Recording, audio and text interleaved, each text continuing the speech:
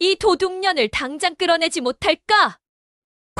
평안도 정주 최대 포목상 백운가게 대문이 벌컥 열렸습니다. 시어머니 팽씨 부인이 며느리를 맨발 차림으로 눈바닥에 내동댕이 쳤죠. 가문의 갑오 옷가락지를 훔쳤다는 죄목이었습니다. 여인은 한마디 변명도 하지 않고 어둠 속으로 사라졌습니다. 그땐 아무도 몰랐습니다.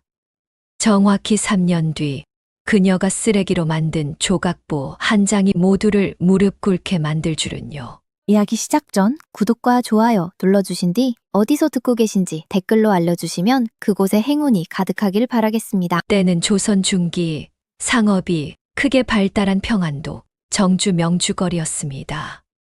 다그닥 묵직한 말발굽 소리가 흙먼지를 일으키며 북적이는 거리를 쩌렁쩌렁 울렸습니다.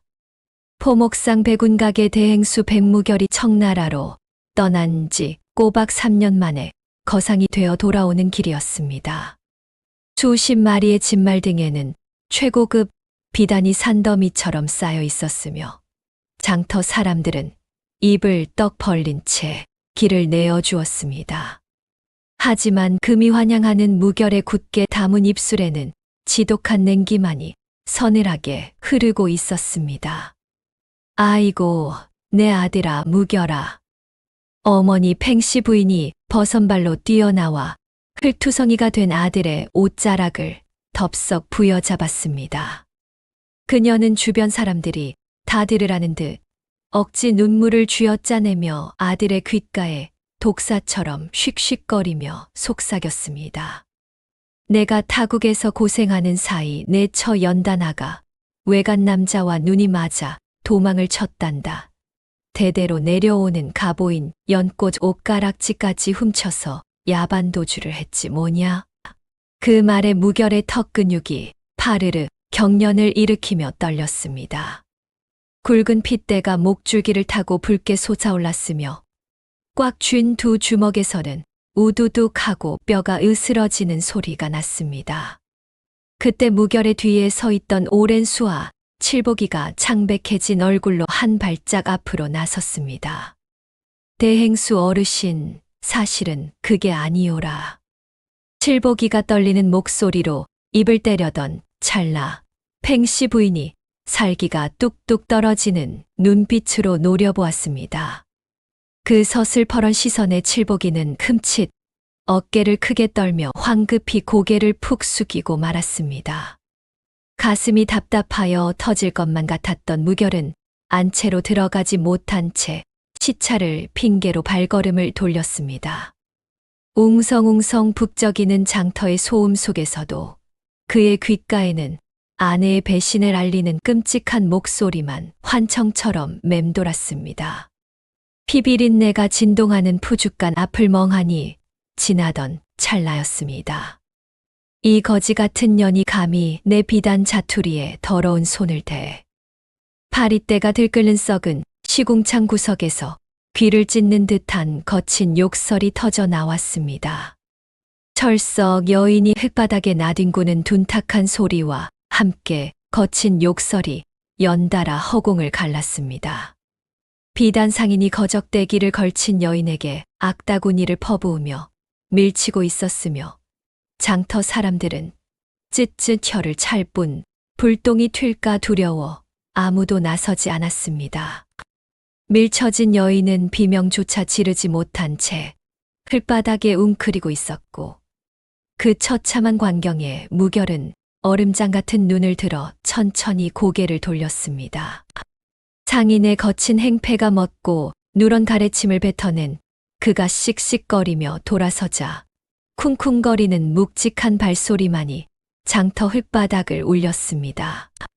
험악한 소란이 끝나고 수군거리던 구경꾼들마저 불똥이 필세라 쟁걸음으로 흩어졌을 때 해진 거적대기를 뒤집어 쓴 여인이 쇳소리가 나는 거친 숨을 헐떡이며 천천히 고개를 치켜들었습니다.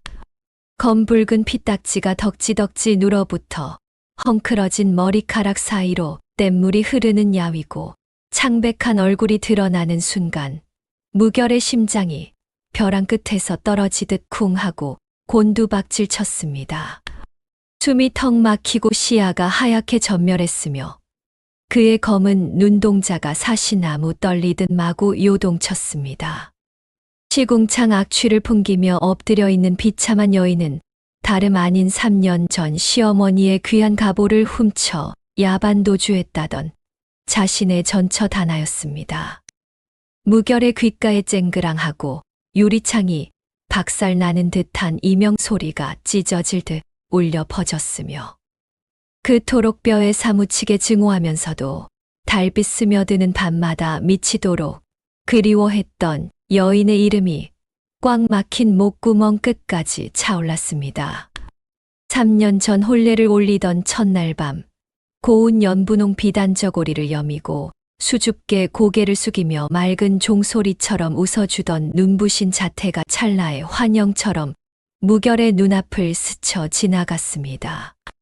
조선 제1가는 부호 가문 백운 가게 안방에서 정갈한 손길로 자신의 푸른 도포 기세 정성스레 옥 매듭을 달아주며 백년해로를 맹세했던 여인이었습니다. 어찌하여 지금 썩은 내가 진동하는 저작거리 시궁창 구석에서 짐승만도 못한 꼴을 하고 쓰레기 같은 자투리 1000조각을 제 목숨보다 소중하게 품고 있단 말입니까? 어머니의 끔찍한 증언대로 귀하디 귀한 갑오를 훔쳐 달아나 평생 호요식하며 살아야 마땅할 여인이 이토록 처참한 거지가 되어 나타난 기막힌 현실 앞에서 무결은 턱이 파르르 떨리고 주먹을 쥔 양손에 핏대가 터질 듯 솟아올랐습니다. 다나야.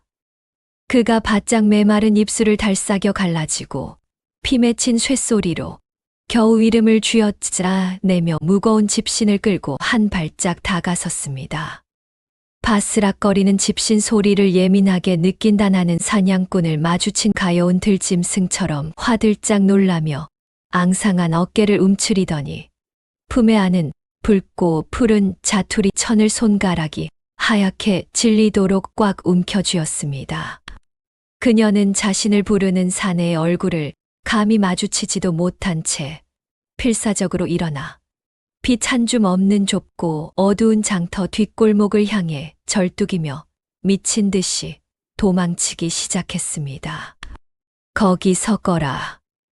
무결은 붉게 충혈된 눈을 부릅뜨고 이성을 잃은 채 홀린 듯 여인의 위태롭게 흔들리는 뒷모습을 향해 내달렸으며 그의 거친 숨소리와 다급한 발자국 소리가 적막이 내려앉은 골목길의 차가운 공기를 날카롭게 찢어발기며 그 뒤를 바짝 뒤쫓았습니다. 펄럭 거친 마차름을 내며 무결의 푸른 비단 도포 자락이 어두운 장터 뒷골목에 돌담을 스치고 지나갔으며 흙탕물이 튀어 고귀한 옷차림이 엉망이 되었지만 그는 오직 앞서 쫓기는 가녀린 인형만을 눈에 담고 거칠게 발을 내디뎠습니다. 다나의 핏기 없는 입술 사이로 고통스러운 숨소리가 좁은 흙벽을 타고 울려 퍼졌고 성치 않은 다리가 자꾸만 웅덩이를 헛디뎌 털썩 하고 차가운 바닥에 무릎을 찌을 때마다 무결의 심장도 함께 철렁 내려앉는 듯 했습니다. 두 사람의 거리가 조금씩 좁혀지자 달빛 아래 드러난 그녀의 두 손이 무결의 시선을 강하게 붙들었습니다. 불과 3년 전 오직 자신만을 위해 정성스레 바느질을 하던 그 희고 고왔던 손가락은 온데간데 없었으며 매서운 겨울바람에 터져 갈라지고 검붉은 피딱지가 흉측하게 엉겨붙은 상처투성이 손만이 허공을 가르며 위태롭게 흔들리고 있었습니다. 당장 달려가 그녀의 어깨를 잡아채어 지난 3년의 진실을 낱낱이 캐묻고 싶었지만 무결은 입술을 꽉 깨문 채 억지로 걸음을 늦추고 짙은 어둠 속에 자신의 몸을 깊숙이 숨겼습니다. 쫓아오는 인기척이 완전히 사라졌다고 여긴 것인지 다나는 피비린내가 진동하는 낡은 푸죽간 뒷골목 구석에 멈춰 서서 가슴을 부여잡고 가쁜 숨을 몰아쉬었습니다. 바스락 툭 그녀는 얼어붙은 손끝에서 다시 붉은 피가 배어 나오는 것도 모른 채 버려진 거적대기와 문드러진 배추잎이 뒹구는 쓰레기 더미를 미친 듯이 파헤치기 시작했고 그 처절한 소리가 적막한 골목에 차가운 공기를 가득 채웠습니다. 이윽고 쓰레기 더미 가장 깊은 곳에서 무언가를 발견한 다나의 굽은 등에서 옅은 떨림이 일더니 썩은 배추잎 사이에서 기어코 손톱만한 노란색 명주 천 부스러기 하나를 조심스레 끄집어냈습니다. 다나가 속삭였습니다. 찾았다, 다행이야. 바짝 말라 갈라진 입술 사이로 쇳소리 섞인 목소리가 새어나왔으며 그녀는 세상을 다 가진 듯 처연한 미소를 지으며 그 더러운 헝겊 조각을 차가운 뺨에 소중히 비벼대었습니다. 그 기괴하고도 눈물겨운 광경을 지켜보던 무결은 날카로운 비수가 가슴을 후벼 파는 듯한 고통에 헉 하고 헛숨을 들이켰습니다. 도대체 저깟 쓰레기 더미의 명주 조각이 무엇이길래 제 몸이 부서지는 줄도 모르고 저토록 애지중지 품는단 말입니까? 그녀가 이토록 비참한 몰골을 하고서라도 지키려는 그 외간 남자의 진짜 정체를 확인하기 전까지는 결코 멈출 수 없다고 다짐하며 무결은 양주먹을 꽉 쥐었습니다.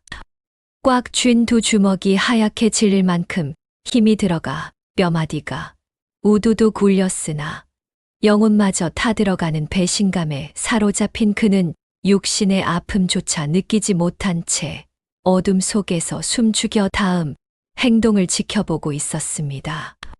쓰레기 더미에서 조심스레 몸을 일으킨 다나는 제 살갗이 찢기고 피가 나는 줄도 모른 채 품속 깊은 곳에 그 더러운 명주 조각을 애지중지 갈무리하며 종종 걸음으로 어둠이 무겁게 내려앉기 시작한 평안도 정주 성문을 향해 걸음을 재촉했습니다. 휘잉 매섭고 날카로운 초겨울의 칼바람이 거대한 성벽을 타고 거칠게 넘어오더니 이내 먹구름이 잔뜩 낀 하늘에서 올겨울의 첫눈이 하얗게 흩날리기 시작했으며 얇디 얇은 낡은 거적대기 하나에 간신히 의지한 다나의 가녀린 어깨가 살을 에이는 끔찍한 추위에 거센 바람 앞에 낙엽처럼 파르르 떨렸습니다. 성문을 서둘러 빠져나온 여인의 위태로운 젠걸음은 인적조차 완전히 끊겨 곤줄인 산짐승이나 다닐 법한 험난하고 가파른 도랑골 산비탈로 곧장 이어졌고 짙은 어둠 속에 숨죽이고 있던 뾰족한 돌부리와 제멋대로 엉켜있는 억센 칠넝쿨이 그녀의 낡아빠진 집신을 쉴 새 없이 핥히고 지나갔습니다. 투 바스락 메마른 나뭇가지가 힘없이 꺾이는 쓸쓸한 소리만이 적막한 산중의 차가운 공기를 갈랐으며 꽁꽁 얼어붙은 험한 땅을 내딛는 그녀의 두 발은 집신이 다해져 맨살이 드러난 채 붉은 핏방울을 점점이 흩뿌리고 있었습니다. 사정없이 흩날리는 하얀 눈송이가 그녀의 까만 머리칼 위로 소복이 쌓여갔지만 여인은 마치 무언가에 단단히 홀린 사람처럼 오직 산 정상만을 향해 고집스럽게 발을 내디뎠습니다. 그 처절하고도 가엾은 뒷모습을 어둠 속에서 몰래 뒤따르던 무결은 몇 번이나 짐승처럼 끓어오르는 내면의 충동과 피 튀기는 싸움을 벌여야만 했으며 당장이라도 저 차가운 눈밭을 박차고 달려가 자신이 입고 있는 두툼하고 따뜻한 비단 도포를 거칠게 벗어 저 가녀린 어깨 위에 빈틈없이 덮어주고 싶은 마음이 목구멍까지 턱턱 차올랐습니다. 내 귀한 여인이 어찌하여 저토록 처참한 몰골로 눈밭을 헤매고 있단 말인가 하는 참담한 슬픔이 그의 가슴을 갈기갈기 찢어 놓았지만 가슴 한편에 독사처럼 따리를 틀고 도살인 지독한 배신감과 도대체 저 쓰레기 더미에서 주운 하찮은 명주 조각을 목숨처럼 아끼며 만나러 가는 사내 놈이 누구인지 기필코 알아내야 한다는 무서운 집착이 그의 발목을 무거운 쇳덩이처럼 짓누르고 있었습니다. 뽀드득 뽀드득 하얀 첫눈이 소리 없이 쌓여가는 차가운 산길을 밟으며 무결은 제 입술을 꽉 깨문 채 터져 나오려는 거친 숨을 필사적으로 죽이며 여인의 뒤를 바짝 쫓았습니다. 얼마나 그 험악하고 가파른 눈길을 올랐을까. 숨이 턱 끝까지 차오를 무렵. 깎아지른 듯 아찔한 절벽 끝자락에 다다르자 사람의 거처라고는 도저히 믿기 힘든 다 쓰러져가는 낡은 움막 하나가 먹구름 사이로 비치는 어스름한 달빛 아래 흉물스러운 자태를 드러냈습니다. 펄러 우수수 세찬 산바람이 매섭게 불어닥칠 때마다 지붕을 덮고 있던 볏짚은 이미 온데간데 없이 다 날아가 버려 앙상하게 썩어가는 석가래만 죽은 짐승의 뼈대처럼 흉측하게 남았고 거친 흙으로 대충 덧발라 놓은 벽은 곳곳이 처참하게 허물어져 어른 주먹보다 더 큰 구멍 사이로 살을 베어내는 듯한 찬 바람이 가차없이 스며드는 그야말로 생지옥이나 다름없는 끔찍한 곳이었습니다. 다나는 그 다 허물어져 가는 움막 앞에 우뚝 멈춰 서더니 혹여나 누군가 자신의 뒤를 밟지는 않았는지 사시나무 떨듯 떠는 몸을 간신히 돌려 불안한 눈빛으로 어둠이 짙게 깔린 험난한 산길 아래를 이리저리 두리번거렸습니다. 다행히 매서운 눈보라 외에는 아무도 쫓아오지 않았음을 확인한 그녀는 굳게 닫혀있던 파란 입술을 열어 안도의 한숨을 하 하고 하얗게 내쉬었으며 이내 꽁꽁 얼어붙어 붉게 터진 두 손을 입가에 가져가 호호 불며 애처롭게 비비더니 낡고 부서져서 절반쯤 바닥에 질질 끌리는 쌀이문의 문고리를 조심스럽게 밀어 올렸습니다.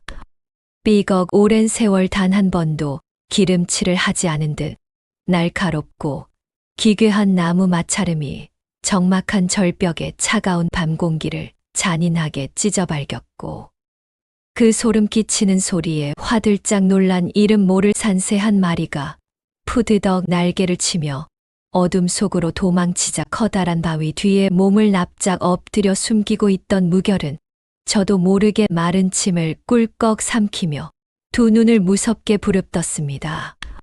쌀이문이 조심스레 열린 좁은 틈 사이로 새어나오는 희미하고 흔들리는 호롱불빛이 다나의 눈물 자국 가득한 창백한 뺨을 아스라히 비추었고 그녀는 마치 세상에서 가장 귀한 금은 보화를 다루듯 품속에 깊이 간직해둔 그 더러운 피 묻은 명주 조각을 꺼내어 다시 한번 소중히 쓰다듬었습니다.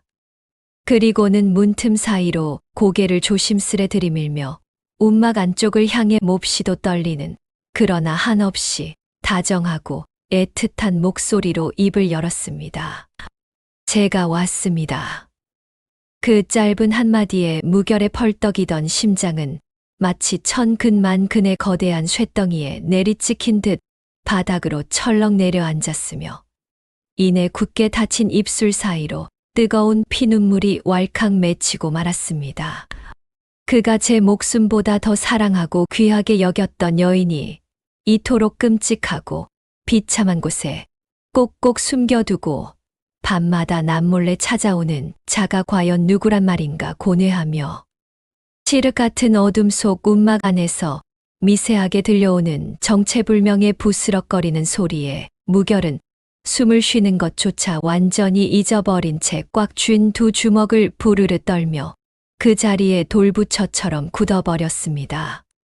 거칠게 몰아쉬는 제 숨결조차 들킬까 두려워 입술을 꽉 깨문 무결은 사가 내려 허물어진 흙벽의 비좁은 틈새로 방 안의 정경을 숨죽여 들여다보았습니다.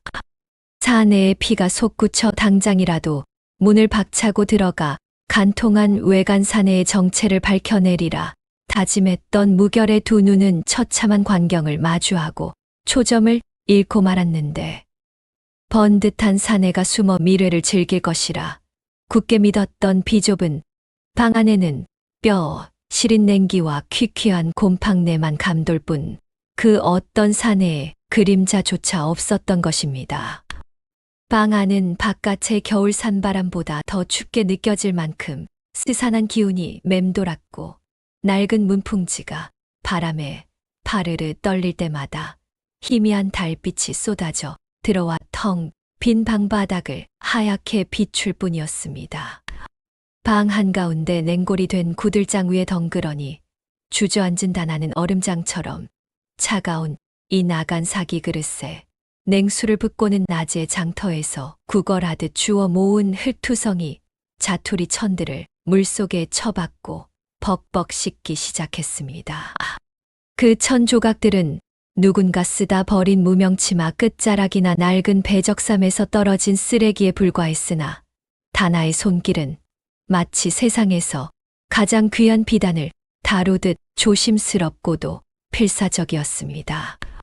찰박거리는 처절한 물소리와 함께 살을 애는 추위 속에서 다나의 붉게 언 손이 얼음물에 닿을 때마다 쩍쩍 갈라진 살갗이 얼음물에 닿을 때마다 찌릿한 고통이 밀려왔건만 그녀는 고통스러운 신음조차 내지 않고 혼이 나간 사람처럼 미친 듯이 손놀림을 멈추지 않았으며 오직 사기 그릇 안에 낡은 천 조각들에만 무섭도록 두 눈을 고정하고 있었습니다. 이윽고 질긴 때를 벗은 젖은 천 조각들을 차가운 방구들 위에 반듯하게 펼쳐놓은 다나는 품속 깊은 곳에서 비단천에 쌓인 시뻘겋게 녹슨 바늘 하나를 아주 조심스레 꺼내 들었으며 얼어 터진 손가락으로 기어이 바늘 귀에 거친 명주실을 꿰어내고는 젖은 자투리 천들을 이리저리 덧대어 한 땀 한 땀 기워가기 시작했습니다. 바늘이 질긴 천을 뚫고 지나가는 둔탁한 소리가 정막을 깨는 가운데 다나는 파르르 떨리는 파란 입술을 힘겹게 달싹이며 칠흑 같은 어둠 속을 향해 아주 작고 구슬픈 가락을 처연하게 흥얼거리기 시작했습니다. 자장자장 우리 아가 모진 바람 불어와도 어미 품에 숨으려. 그것은 오래전 조선의 여인들이 핏덩이 같은 제 아이를 따뜻한 품에 안고 달랠 때 부르던 너무도 애달픈 자장가였으며 뼈에 사무치도록 구슬픈 그 목소리는 텅 빈 눈막의 흙벽을 타고 흘러나와 무결의 귓가에 날카로운 비수처럼 날아와 꽂혔습니다. 당장이라도 문을 부수고 들어가 이 밤중에 뉘를 만나러 왔는지 진실을 캐묻고자 했던 무결에 타는 듯한 분노는 피 묻은 손으로 녹슨 바늘을 쥐고 허공을 향해 애달픈 자장가를 부르는 다나의 기행 앞에서 속절없이 산산조각이 나버렸고 저 가녀린 여인이 홀로 짊어진 끔찍한 비밀과 그 핏빛 명주 조각에 얽힌 사연이 무엇이기에 이토록 사람의 혼을 갈갈이 찢어놓는단 말인지 알 수 없어 그의 억센 두 어깨가 겨울나무의 잎새처럼 파르르 떨려오기 시작했습니다. 입김조차 얼어붙는 삼동의 매서운 밤바람이 문틈을 비집고 들어와 얇고 해진 무명 저고리를 사정없이 후려쳤으나 다나는 추위조차 잊은 듯 오직 허공의 누군가를 향해 온화하게 미소 짓는 텅 빈 눈동자로 저고리의 동정을 깁듯 정성스레 천을 엮어 나갔으며 그 위로 떨어지는 뜨거운 붉은 피눈물이 방금 씻어낸 천을 다시금 비릿하게 물들이고 있었습니다. 흙벽을 짚고 있던 무결의 소나귀에서 스르르 힘이 풀리며 무릎이 꺾일 뻔한 것을 간신히 부여잡은 그는 거친 고목 나무 둥치의 등을 기대고 짐승처럼 헐떡이며 턱 밑까지 차오르는 쓰디쓴 눈물을 힘겹게 삼켜내야만 했습니다. 그녀의 굽은 무릎 한편에 다소곳이 놓여있는 핏자국 선명한 낡은 명주 조각이 억울하게 죽은 자의 홀령처럼 스산한 달빛을 받아 하얗게 번쩍이자 무결의 머릿속에는 3년 전 한겨울에 홀로 쫓겨나야 했을 다나의 비참한 모습이 날카로운 벼락처럼 스치고 지나가며 머리가 산산이 부서질 듯한 참을 수 없는 두통이 폭풍처럼 밀려왔습니다. 얼어 터져 부르튼 붉은 손으로 아주 작은 베넷 저고리 같은 형상을 미친 듯이 기워내며 끝없이 구슬픈 자장가를 부르는 다나의 기이하고도 슬픈 자태는 무결로 하여금 그녀가 완전히 미쳐버린 것인지 가늠할 수 없게 만들었고, 밤이 깊어갈수록 차가운 움막을 맴도는 처절한 노랫가락은 메마른 겨울산을 서글프게 울리며 끝을 알 수 없는 캄캄하고 잔인한 미궁 속으로 두 사람의 가혹한 운명을 힘차게 끌어당기고 있었습니다. 자장자장 우리 아기 찬 바람은 어미가 막아줄 테니 너는 고운 꿈만 꾸거라. 그 처절한 자장가 소리가 갈라진 흙벽 틈새를 타고 흘러나와 문 밖에서 숨을 죽인 무결의 심장을 사정없이 찢어 놓았습니다. 방 한가운데 무릎을 꿇고 앉은 다나는 희미한 달빛 아래서 붉은색, 푸른색, 노란색의 너덜너덜한 자투리 천들을 모아놓고 얼어붙은 손끝으로 한 땀 한 땀 위태롭게 이어붙이고 있었습니다. 길바닥에 굴러다니던 더러운 헝겊들이 다나의 손끝을 거치며 기적처럼 눈부신 오색 조각보로 새롭게 태어나고 있었습니다. 사각사각 거칠어진 손끝에 비단실이 스치는 소리가 고요한 방 안을 채웠습니다. 무결의 시선이 그녀의 등 뒤로 향하더니 이내 우뚝 멈춰 섰습니다. 냉기가 짙게 깔린 방 한쪽 구석에는 거친 오색 다투리 천으로 지은 작디작은 베넷 저고리 하나가 놓여 있었습니다. 세상의 찬바람을 막아주려는 듯 여러 겹의 천을 덧대어 촘촘하게 누빈 그 옷은 수백 번 어루만진 흔적을 간직한 채 너무도 정갈하게 개어져 있었습니다.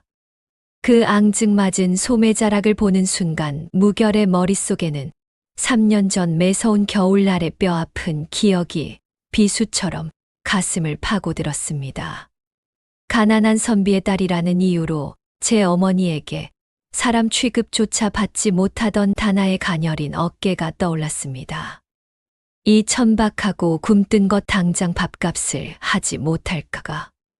제 어머니가 안방 마루를 지팡이로 쾅쾅 내리치며 소리를 지를 때마다 다나는 언 손을 호호 불어가며 깊은 밤이 훌쩍 지날 때까지 묵묵히 삭바느질만 해대고 있었습니다.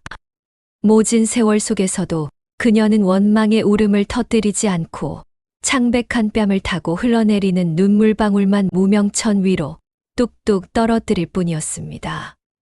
무결은 서럽게 눈물을 삼키던 아내를 품에 안아주지 못했던 자신의 비겁함이 사무쳐 가슴을 미친 듯이 내리치고 싶었습니다. 피눈물 같은 참회의 눈물이 차오르던 찰나방 안에서 날카롭게 찢기는 듯한 기척이 일어났습니다. 장작 하나 떼지 않은 움막의 지독한 냉기 탓에 다나의 가녀린 손가락은 검푸르게 꽁꽁 얼어붙어 있었습니다. 꽁꽁 언 손가락이 굽혀지지 않아 바들바들 떨리는데도 그녀는 두꺼운 천을 뚫고 바늘귀를 억지로 밀어넣으려 안간힘을 썼습니다. 그러다 결국 뻣뻣하게 굳은 손가락 탓에 아슬아슬하게 쥐어져 있던 쇳바늘이 질긴 천의 결을 이기지 못하고 순식간에 미끄러졌습니다. 바늘이 질긴 천의 결을 이기지 못하고 미끄러지며 그녀의 여린 엄지손가락을 찌르고 말았습니다. 움찔 다나의 굽은 등허리가 팽팽하게 굳어졌으나 메마른 입에서는 작은 신음조차 새어나오지 않았고 거친 숨소리만이 차가운 허공을 맴돌았습니다. 바늘에 깊게 패인 얇은 살갗 사이로 붉은 피가 왈칵 솟구쳐 올랐습니다. 무겁게 맺힌 선열 방울이 덜덜 떨리는 손끝에 매달려 흔들리더니 허공을 가르며 무겁게 떨어져 내렸습니다. 툭 섬뜩하고 서늘한 소리와 함께 떨어진 뜨거운 핏방울은 다나의 무릎 위에 고이 놓여 있던 흠집 하나 없는 새하얀 명주 조각 위로 무참히 떨어졌습니다. 피는 순식간에 눈밭에 새빨간 동백꽃송이를 피워내듯 둥글고 참혹하게 번져나갔습니다. 눈처럼 하얀 명주 위로 번져가는 잔혹한 붉은 얼룩이 마치 제 가슴 한가운데 뚫린 구멍에서 쏟아지는 핏물처럼 느껴진 무결은 단 한 모금의 숨조차 쉴 수 없는 고통에 휩싸였습니다. 문고리를 움켜쥔 손에 하얗게 뼈마디가 드러나도록 힘을 주었으나 그의 파들거리는 입술 사이로는 상처 입은 짐승이 피를 토해내는 듯한 처절한 탄식이 억눌린 채 새어나오고 있었습니다. 그 미세한 소리가 문틈을 넘었을까요? 방 안에 다나가 흠칫 어깨를 떨며 소스라치게 놀랐습니다. 그녀는 황급히 피 맺힌 손가락을 입술 사이로 밀어넣고는 비릿한 피를 빨아들이며 숨을 죽였습니다. 돌처럼 굳어버린 다나의 불안한 시선은 희미한 호롱불 밑을 재빠르게 벗어나 빛이 닿지 않는 방의 가장 어두운 구석으로 다급하게 향했으며 그녀의 가느다란 어깨는 사시나무처럼 미세하게 떨리고 있었습니다. 무결에 붉게 충혈된 두 눈도 그녀의 시선을 따라 캄캄하고 냉기 서린 구석으로 향했습니다. 그곳에는 누런 솜이 흉하게 삐져나온 낡은 이불 더미가 둥그렇게 솟아오른 채 놓여 있었습니다. 뼈를 깎는 외풍을 막으려 못 쓰는 거적을 뭉쳐놓은 것이라 생각하며 핏기 가신 입술을 파르르 떨던 찰나였습니다. 그런데 다나의 태도가 범상치 않았습니다. 방금 전까지 조각볼을 짓느라 무아지경에 빠져 있던 여인은 바느질하던 손을 뚝 멈추고 호롱불의 심지를 급히 돌려 빛을 한껏 줄였으며 마치 호롱불빛 한 줄기조차 그 구석에 닿는 것을 두려워하는 듯한 필사적인 몸짓이었습니다. 좁은 방 안이 더욱 짙은 어둠에 잠기자 무결은 흙벽 틈새에 눈을 바짝 붙이며 초점을 놓치지 않으려 안간힘을 썼습니다. 무결의 핏줄이 거꾸로 솟구치며 온 신경이 곤두섰습니다. 저 이불 더미 밑에 외간 사내가 숨어 있는 것인가? 가보를 훔쳐 야반도주했다는 여인이 이 끔찍한 움막에서 남몰래 사내를 만나고 있었단 말인가? 이성을 불태우는 지독한 배신감이 무결의 두 주먹을 부서져라 움켜쥐게 만들었습니다. 하지만 동시에 도저히 앞뒤가 맞지 않는다는 의문도 그의 머릿속을 어지럽혔습니다. 어머니의 말대로 외간 사내와 눈이 맞아 호의호식하고 있다면 어찌하여 이 지옥 같은 곳에서 비단 자투리의 쓰레기를 주워 모아 피눈물로 기워가며 연명하고 있단 말입니까? 가보를 훔쳐 달아났다면 저 옷가락지 하나만으로도 수녀는 편히 살 수 있는 거금인데 정녕 그것을 가진 여인이 장터 시궁창 구석에서 비단 상인에게 밀치이며 쓰레기를 주워야 하는 처지란 말입니까? 지금 무결이 두 눈으로 목격한 다나의 비참한 현실과 어머니의 증언 사이에는 도저히 메울 수 없는 거대한 구멍이 뻥 뚫려 있었습니다. 그뿐이 아니었습니다. 호롱불의 심지를 줄이던 다나의 그 필사적인 손짓이 무결의 머릿속에서 되풀이되고 있었습니다. 만약 저 구석에 숨겨둔 것이 외간 사내라면 빛을 밝혀 반기는 것이 당연한 이치인데 다나는 오히려 빛을 줄였습니다. 무언가를 숨기려는 것이 아니라 무언가를 지키려는 몸짓이었습니다. 그것은 사내를 맞이하는 여인의 태도가 아니라 마치 제 온몸을 방패 삼아 세상의 빛으로부터 무언가를 필사적으로 감추려는 자의 몸짓이었습니다. 무결의 가슴 한편에 박혀있던 배신감의 비수가 미세하게 흔들리기 시작했으나 곧이어 어머니의 목소리가 귓가에 독사처럼 되감겨왔습니다. 외간 남자와 눈이 맞아 도망을 쳤단다. 무결은 자신의 관자놀이를 두 손으로 쥐어짰습니다. 믿고 싶은 것과 눈앞에 현실이 처절하게 부딪히며 그의 머릿속을 산산조각 내고 있었습니다. 그 불길한 수수께끼가 해답을 내놓기도 전에 무결의 모든 사유를 산산조각 내는 일이 벌어졌습니다. 정막이 다시 내려앉아 거친 산바람이 허물어진 흙벽을 때리는 소리와 문풍지가 파르르 떨리는 소리만이 좁은 공간을 채울 무렵이었습니다. 다나의 숨소리조차 완전히 사라져 마치 움막 안에서 시간 자체가 멎어버린 듯한 기괴한 고요가 흘렀습니다. 다나는 바느질하던 자리에서 미동도 하지 않은 채 어둠 속 구석을 향해 두 손을 가슴 앞에 모으고 있었으며 무결은 그 자세가 마치 절간에서 부처님께 비는 여인의 기도와 닮았다는 것을 문득 깨달았습니다. 바로 그때였습니다. 어둠 속에 죽은 듯 웅크리고 있던 이불 더미가 갑자기 꿈틀 요동치더니 바스락거리는 마른 지풀 소리를 내며 꼬물거리기 시작했습니다. 거적대기와 낡은 이불을 뭉쳐놓은 것이 아니라 그 안에 분명히 살아 숨쉬는 무언가가 있었습니다. 다나가 바닥을 기듯 다급하게 그 구석으로 다가갔으며 그녀의 모든 움직임에는 세상 모든 것을 걸어놓은 듯한 처절한 간절함이 배어 있었습니다. 그녀는 이불 더미 앞에 무릎을 꿇고 앉아 두 손을 벌려 마치 세상에서 가장 소중한 보물을 지키는 수호신처럼 양팔을 활짝 벌려 이불 더미를 감싸 안았습니다. 무결히 숨을 멈춘 바로 그 찰나 무거운 정막을 날카롭게 찢으며 이불 더미 깊은 곳에서 칭얼거리는 어린아이의 울음소리가 터져 나왔습니다. 그 앳된 울음이 귓가를 세차게 때리는 순간 무결의 온몸에서 핏기가 쏙 빠져나갔습니다. 외간 사내가 아니었습니다. 미래를 즐기는 정부가 아니었습니다. 이 여인이 시궁창 구석에서 목숨을 걸고 쓰레기를 줍고 이 지옥 같은 절벽 끝 움막에 숨어 살며 호롱불의 빛마저 줄여가며 감추려 했던 것은 사내가 아니라 아이였습니다. 흙벽을 짚고 있던 두 손에서 왈칵 힘이 빠지며 무릎이 꺾여 차가운 흙바닥에 쿵 하고 부딪혔고 문틈 사이로 방 안을 훔쳐보던 그의 두 눈은 도저히 믿을 수 없는 현실 앞에서 공포와 경악으로 커다랗게 벌어졌습니다. 아이의 울음소리가 채 잦아들기도 전에 다나가 헐레벌떡 이불 더미 앞으로 기어가듯 다가갔습니다.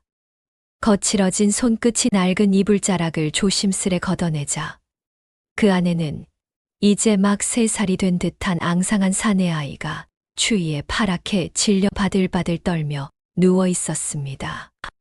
어린 것의 가쁜 숨소리가 얼음장 같은 좁은 움막 안을 채우자 다나는 거칠어지고 부르튼 두 손을 비벼 겨우 열을 낸 뒤 아이의 차가운 볼을 감싸 쥐고는 애가 타는 듯한 깊은 한숨을 내쉬었습니다. 그녀는 한 땀 한 땀 피맺힌 손으로 지어왔던 오색 조각볼을 가져와 아이의 깡마른 몸 위로 겹겹이 덮어주었으며 자신의 차가운 뺨을 아이의 이마에 애처롭게 비비며 나직한 목소리로 달래기 시작했습니다. 그 순간 문틈 사이로 일렁이는 호롱불의 희미한 빛이 아이의 조망만한 얼굴 위로 오롯이 드리워졌습니다. 숨을 죽인 채 그 광경을 지켜보던 무결의 심장은 거대한 쇠망치에 얻어맞은 듯 쿵 하고 멎어버렸습니다. 이불 밖으로 드러난 아이의 얼굴은 짙고 굵은 눈썹과 오똑한 콧날, 그리고 굳게 담은 작은 입술 모양까지 무결 자신의 어린 시절을 무서울 정도로 쏙 빼닮아 있었던 것입니다. 무결의 머릿속이 벼락을 맞은 듯 새하얗게 비워지며 잊혀졌던 과거의 파편들이 폭풍우처럼 휘몰아쳤습니다. 쫓겨날 당시 이미 다나의 뱃속에는 무결과의 애틋한 사랑이 맺은 생명이 자라고 있었던 것입니다. 그토록 무서운 핍박을 당하면서도 다나가 끝끝내 입을 다물고 모든 누명을 뒤집어 쓴 채 쫓겨났던 까닭이 이제서야 선명하게 모습을 드러냈습니다. 자신이 아이를 가졌다는 사실이 알려지면 아이마저 빼앗길 것을 알았기에 입에 자물쇠를 채운 것입니다. 무결은 그 사실을 모른 채 청나라 땅에서 돈벌이에만 매달려 있었으니 참으로 하늘을 우러러 할 말이 없는 노릇이었습니다. 방 안에 다나는 잠에서 깨어나 칭얼거리는 아이의 등을 토닥이며 쉰 목소리로 나지막이 속삭였습니다. 우리 도련님, 아버지를 닮아 눈이 참으로 맑고 기품이 넘치십니다. 그녀의 떨리는 음성에는 원망이나 분노는커녕 지독한 그리움과 맹목적인 애정이 묻어나고 있었으며 그 말 한마디를 듣는 순간 무결을 지탱하던 이성의 끈이 툭 하고 속절없이 끊어져 버렸습니다. 우뚝 서 있던 무결의 두 다리에서 기력이 빠져나가 버렸고 쿵 하는 둔탁한 소리와 함께 그의 단단한 무릎이 꽁꽁 얼어붙은 흙바닥에 무참히 부딪히며 고꾸라지고 말았습니다. 갑작스러운 바깥의 소음에 방 안의 다나가 흠칫 놀라며 덜컹거리는 문살 쪽을 바라보았으나 이내 산짐승이 낸 소행이라 여긴 듯 다시금 아이의 귀를 막아주며 품에 안고 다독였습니다. 무결은 흐느낌조차 들킬세라 바닥을 기어가 앙상한 고목 뒤로 몸을 숨기고는 진흙투성이가 된 두 손으로 자신의 입을 틀어막은 채 소리 없는 처절한 오열을 토해냈습니다. 넓은 어깨가 미친 듯이 들썩이고 목구멍 깊은 곳에서는 울부짖음이 터져 나오려 했으나 그는 입술을 깨물며 통곡을 삼켜내야만 했고 뜨거운 눈물은 쉴 새 없이 쏟아져 내려 턱선을 타고 차가운 대지 위로 뚝뚝 떨어졌습니다. 외간 남자와 눈이 맞아 가문의 명예를 더럽힌 것이 아니었으며 집안의 귀한 재물을 훔쳐 달아난 파렴치한 도둑도 아니었습니다. 그녀는 오직 무결의 아이를 품었다는 이유만으로 이 모진 핍박과 배고픔을 홀로 견뎌내며 세상 사람들의 손가락질을 받으면서도 강인한 어미의 마음으로 꿋꿋이 살아가고 있었던 것입니다. 그렇다면 도대체 왜 다나는 그 끔찍한 구박을 당하면서도 자신이 아이를 가졌다는 사실을 밝히지 못하고 끝끝내 입을 다문 채 처참하게 쫓겨나야만 했단 말입니까? 어머니가 대대로 내려오는 가보인 연꽃 옷가락질을 감쪽같이 도둑 맞았다고 길길이 날뛰며 아무 죄 없는 다나를 범인으로 몰아세웠던 사건의 진짜 내막은 어찌 된 것이란 말입니까? 거대한 의문과 형언할 수 없는 억울함이 지옥의 화염처럼 솟구쳐 오르기 시작했고 무결의 머릿속은 온통 어머니와 본가 사람들에 대한 무서운 의심으로 번져갔습니다. 바로 그 순간 칠흑 같은 어둠 속에서 날카로운 번개가 정수리에 내리치듯 3년 전 그가 금이 환영하던 날 마당에서 벌어졌던 한 장면이 뇌리를 스치고 지나갔습니다. 어릴 적부터 그림자처럼 따르던 충직한 하인 칠복이가 창백하게 질린 얼굴로 무언가 다급하게 고하려 입을 달싹였으나 대청마루에 서 있던 어머니의 매서운 눈치와 호통 한 번에 화들짝 놀라 덜덜 떨며 뒷걸음질 치던 모습이 생생하게 떠오른 것입니다. 그때 칠복이의 흔들리던 눈동자에 서려있던 공포와 죄책감, 그리고 어머니가 황급히 뛰어나와 다나의 배신을 거품, 물고 헐뜯던 다급한 목소리들이 산산조각 났던 퍼즐 조각처럼 하나둘 맞춰지며 무결의 척추를 타고 소름 끼치는 한기를 불어넣었습니다. 내 기필코 이 원통하고 피 맺힌 진실을 낱낱이 파헤쳐 억울함을 풀고야 말 것이라. 무결은 속으로 검붉은 피를 토해내듯 맹세하며 칼바람이 매섭게 몰아치는 어두운 겨울 산길을 향해 맹수처럼 몸을 날려 미친 듯이 내달리기 시작했습니다. 날카로운 나뭇가지가 그의 비단 두루마기를 찢어놓고 억센 가시덤불이 창백한 얼굴을 핥히었으나 그는 육신의 아픔조차 느끼지 못한 채 오직 진실을 묻어버린 본가를 향해 짙은 어둠 속으로 질주해 나갔습니다. 거친 숨을 몰아쉬며 얼어붙은 산길을 뛰어내려온 무결은 마침내 거대하고 위압적인 백운각의 소슬대문 앞에 다다랐습니다. 날이 채 밝지도 않은 새벽, 쾅하는 천둥 같은 굉음과 함께 육중한 대문을 거칠게 열어 젖혔습니다. 대문간을 지키던 노비들이 기겁하며 뛰어나왔으나 무결에 붉게 충혈된 눈과 흙투성이가 된 두루마기를 보고는 감히 입을 떼지 못한 채 얼어붙었습니다. 무결은 그들을 거들떠보지도 않고 곧장 백운각의 오랜 수하인 칠보기의 처소를 향해 성큼성큼 걸음을 옮겼습니다. 쾅 굳게 닫힌 방문을 거칠게 열어젖히자 따뜻한 아랫목에서 단잠에 빠져 있던 칠보기가 비명을 지르며 벌떡 일어났습니다. 무결은 방 안으로 성큼 들어서며 아직 정신을 차리지 못한 칠보기의 멱살을 틀어쥐고 벽 앞에 몰아세웠습니다. 도련님, 이게 무슨 일이옵니까? 목이 졸려 새파랗게 질린 칠보기가 숨 넘어가는 소리를 냈습니다. 무결은 그를 노려보며 뼈가 시리도록 차가운 목소리로 토해냈습니다. 3년 전 그 밤, 내 놈이 혓바닥 아래 꽁꽁 숨겨둔 그 더러운 진실을 당장 토해내지 못하겠느냐. 내 가엾은 아내 다나가 어찌하여 그 엄동설 안에 맨몸으로 쫓겨나야 했는지. 단 한 글자라도 거짓을 고한다면 무결이가 2번 다시 너를 용서하지 않을 것이니라. 무자비한 살기에 죽음의 공포를 느낀 칠보기는 사시나무 떨듯 온몸을 떨더니 결국 털썩 무릎을 꿇고 납작 엎드려 통곡하기 시작했습니다. 죽여주시옵소서. 도련님 소인이 100번 1000번 죽어 마땅한 죄를 지었사옵니다. 바닥에 이마를 대고 오열하는 칠복의 입에서 흘러나온 진실은 참혹하고도 역겨웠습니다. 3년 전 도련님께서 청나라로 떠나신 직후의 일이옵니다. 팽씨 마님께서는 몰래 투전판을 드나드시며 500냥이라는 막대한 빚을 지셨사옵니다.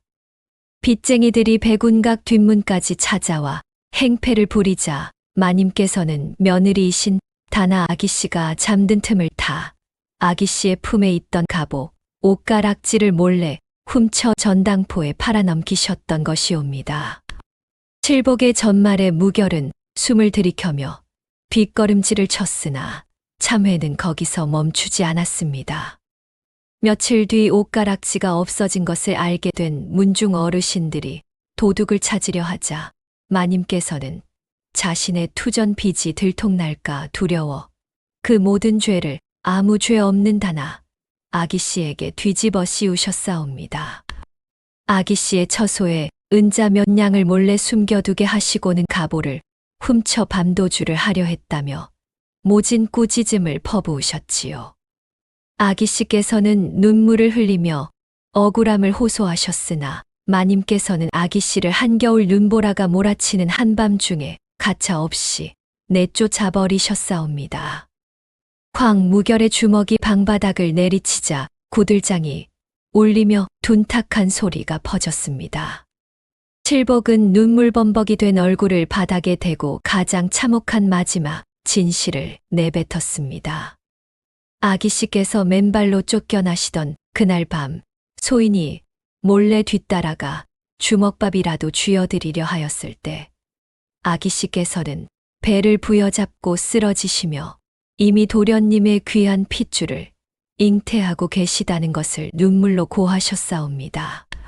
소인이 안채로 달려가 뱃속의 핏줄만은 살려야 한다고 간청하였으나 마님께서는 다나 아기씨가 아이를 품은 사실을 입 밖에 내면 다나와 그 핏줄 모두 이 세상에서 자취를 감추게 만들겠다고 소인을 협박하셨사옵니다.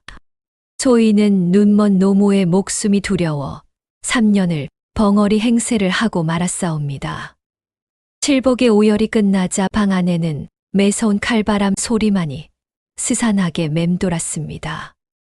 무결은 혼을 빼앗긴 사람처럼 멍하니 허공을 응시하다가 이내 두 눈이 핏발로 시뻘겋게 물들기 시작했습니다. 하늘처럼 믿었던 어머니 팽씨 부인의 악독한 민낯, 그리고 그 이기심 때문에 죄 없는 아내가 도둑 누명을 쓰고 산속에 버려져 홀로 아이를 낳고 지옥 같은 세월을 견뎌야 했다는 현실이 무결의 심장을 수만 개의 빗으로 찌르며 벼락처럼 내리쳤습니다. 마침내 무결에 찢어진 입술 사이로 짐승 같은 단말마의 비명이 터져 나왔고 끓어오르는 분노의 온몸을 부르르 떨며 두 주먹을 부서져라 꽉 움켜쥐었습니다. 그의 무거운 가죽신이 꽁꽁 얼어붙은 흙바닥을 지식이며 내는 거친 발소리가 안뜰을 섬뜩하게 울렸으며 안채를 지키던 종들은 살기를 뿜어내며 다가오는 무결의 기세에 기겁하여 감히 말릴 엄두조차 내지 못한 채 구석에 처박혀 숨죽여 떨었습니다. 무결은 그들을 안중에도 두지 않고 거침없이 돌진하여 어머니 팽씨 부인의 안방 문 앞에 우뚝 멈춰 섰습니다.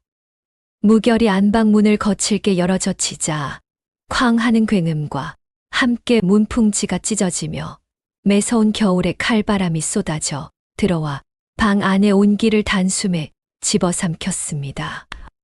야! 따뜻한 명주 이불을 덮고 단잠에 빠져있던 팽씨 부인이 파여름에 기겁하며 비명을 질렀고 헝클어진 머리칼을 휘날리며 일어나 어둠 속을 응시하다가 문틀 한가운데 우뚝 서서 자신을 내려다보는 아들의 실루엣을 발견하고는 두 눈을 커다랗게 부릅떴습니다. 무결아, 내가 한밤중에 미친 개냐. 어찌 감히 어미의 방 문을 부수고 이리 난동을 피운단 말이냐. 팽씨 부인의 당황한 목소리가 미세하게 떨려 나왔지만 무결은 대답 대신 벌어진 문틈 사이로 성큼 방 안으로 다가섰고 지옥의 밑바닥에서 긁어올린 듯 참혹하고 서늘한 목소리로 칠복이에게 들었던 끔찍한 진실들을 토해내기 시작했습니다. 어머니, 어찌 그러셨습니까? 그 추악한 노름비 500냥을 감당하지 못해 대대로 내려오던 가보인 연꽃. 옷가락지를 몰래 전당포에 팔아치우시고는 어찌 그 절도죄를 아무것도 모르는 가엾은 채 아내 다나에게 뒤집어 씌워 엄동설 안에 산짐승의 밥이 되도록 내쫓을 수 있단 말입니까? 무결에 피 맺힌 절규의 팽씨 부인의 얼굴은 순식간에 핏기가 가시며 하얗게 질려버렸고 자신의 가장 추악한 비밀이 까발려졌다는 충격에 잠시 숨을 헐떡이며 당황하더니 이내 뱀처럼 교활하게 눈동자를 굴리며 특유의 뻔뻔한 본색을 드러냈습니다. 내 이놈, 감히 낳아준 어미에게 무슨 해괴한 망발이냐. 방 안의 공기를 베어버릴 듯 날카로운 쇳소리가 팽씨 부인의 입에서 튀어나왔고 그녀는 목에 시퍼런 핏대를 세운 채 악에 받친 얼굴로 무결을 향해 삿대질을 해댔습니다. 어디서 그 백정만도 못한 천한 년이 지아비를 홀리려고 꾸며낸 요망한 거짓말을 듣고 와서 패악질이냐. 그 요사스러운 년이 집안의 가보인 옷가락지를 훔쳐 달아나 산속에 숨겨두고는 이제 와서 불쌍한 척 너를 꿰어 어미를 모함하는 것이 분명하거늘 어찌 핏줄인 나를 의심한단 말이냐. 자신의 죄를 끝까지 부인하며 오히려 억울하게 쫓겨난 다나를 도둑으로 몰아가는 어머니의 악독한 발악을 마주한 순간 무결은 끓어오르는 분노를 주체하지 못해 꽉 깨문 입술이 파르르 떨리는 것을 느꼈고 이토록 망가진 어미의 입을 다물게 하고 다나의 피눈물을 닦아주기 위해서는 말싸움 따위는 소용없다는 것을 뼛속 깊이 깨달았습니다. 내가 가보를 팔았다는 증좌가 있느냐? 증좌를 가져오란 말이다. 팽씨 부인이 기세등등하게 턱을 치켜들며 소리쳤고 그녀의 뻔뻔한 외침이 방 안을 메아리치는 순간 무결의 뇌리에는 완벽한 증거이자 비극의 시작점인 사라진 연꽃 옷가락지가 번뜩이며 스쳐 지나갔으며 동시에 허물어져 가는 낡은 움막 안에서 어린 아이를 부둥켜 안고 오들오들 떨고 있을 가엾은 다나의 창백한 얼굴이 아른거려 그의 심장을 무참히 찢어 놓았습니다. 반드시 증조를 찾아와 어머니의 입을 막고 다나를 내 정실부인으로 다시 데려오겠습니다.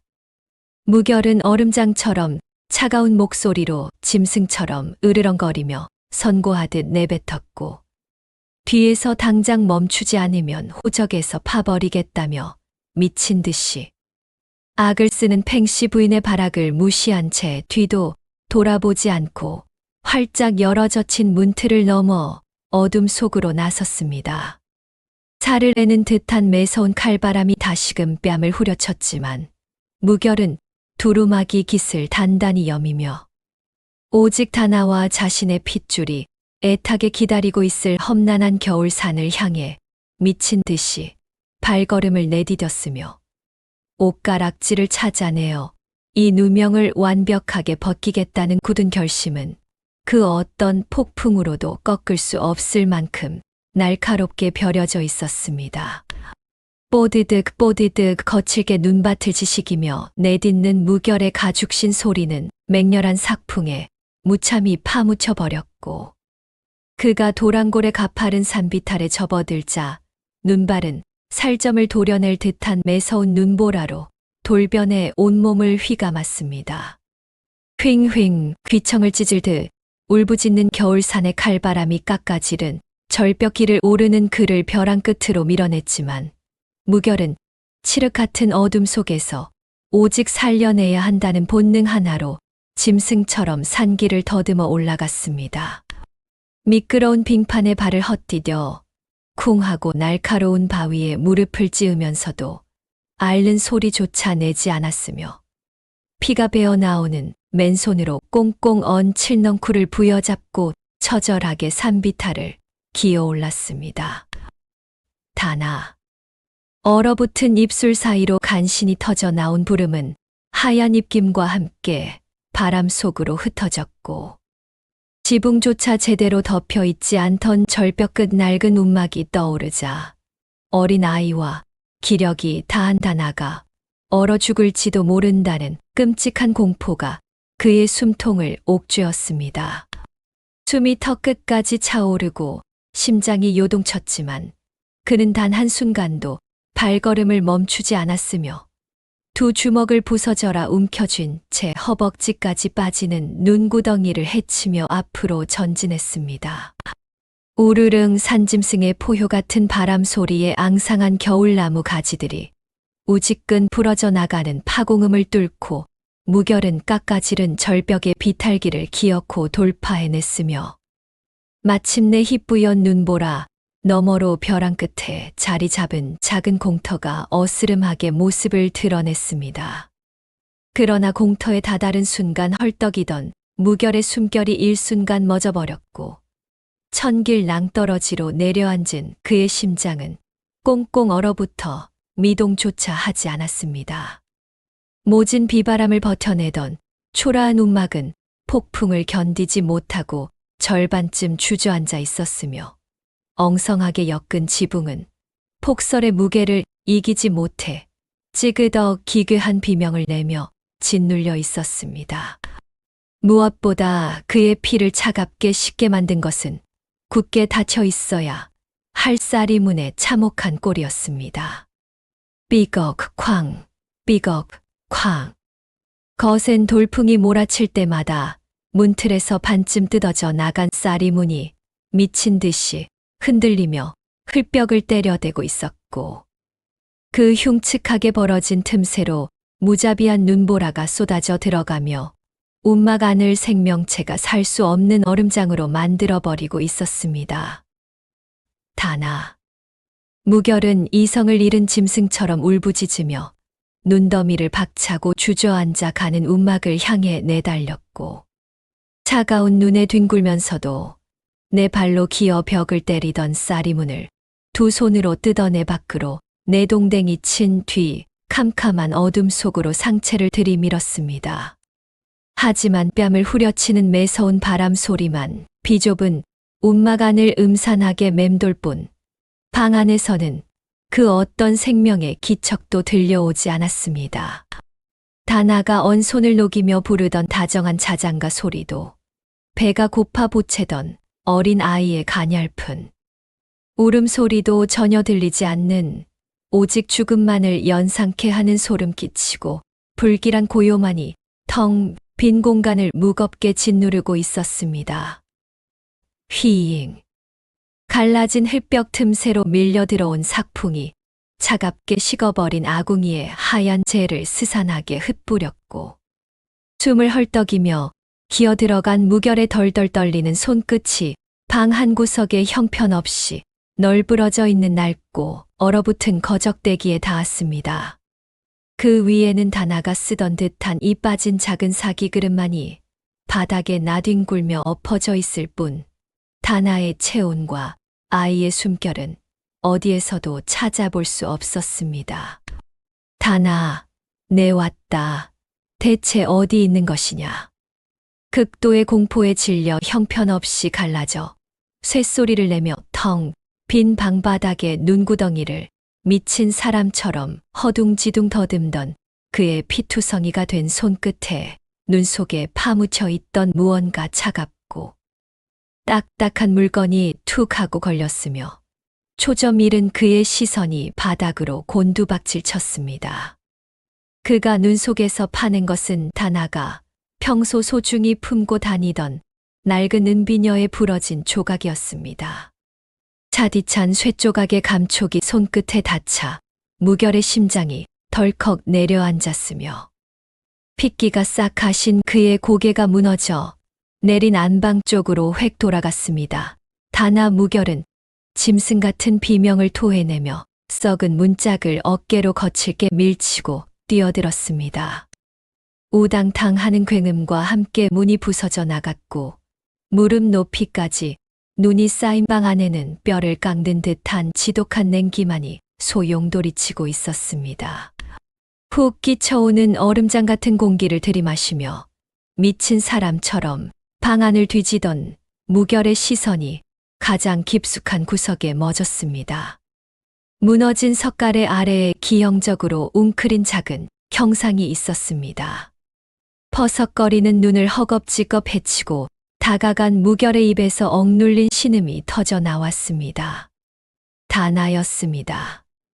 그녀는 자신의 굽은 등을 거대한 방패에 삼아 모진 칼바람을 맨몸으로 막아내고 있었으며, 방바닥에 깔려있던 낡은 거적대기마저 모조리 거두어 자신의 안쪽에 겹겹이 덮어준 채 살갗이 훤히 비치는 얇은 하얀 속적삼 하나만 걸치고 있었습니다.